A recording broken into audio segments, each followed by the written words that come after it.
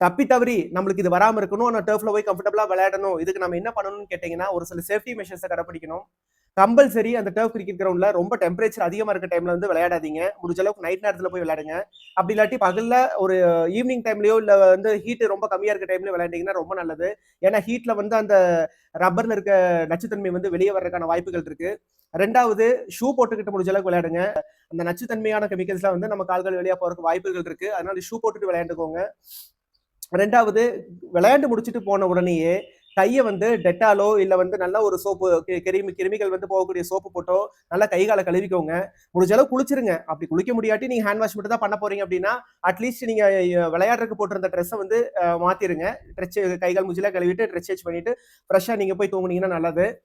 3வது நீங்க ஏதாவது தப்பி தவறி இந்த டர்ஃப் கிரிக்கெட் கிரவுண்ட்ல விளையாடும்போது உங்களுக்கு அடிபட்டுருச்சு, ஒரு ரத்த காயம் ஆயிருச்சுன்னா, அந்த ரத்த காயத்த வந்து கம்பல்சரி நீங்க ட்ரீட்மெண்ட் பண்ண வேண்டியது உங்களோட கடமை. ஏன்னு கேட்டா, அந்த நச்சுத்தன்மை இருக்கக்கூடிய அந்த கெமிக்கல் வந்து புண்ணு வழியா ஊடுருவதற்கான வாய்ப்புகள் இருக்கு. அதனால முடிஞ்ச அளவுக்கு நீங்க வீட்டுக்கு வந்தோனே அந்த புண்ண கிளீன் பண்ணிட்டு, முடிஞ்ச அளவுக்கு மெடிசின் போட்டுட்டு, ஆயின்ட்மென்ட் போட்டுட்டு அதுக்கப்புறம் தூங்க போங்க.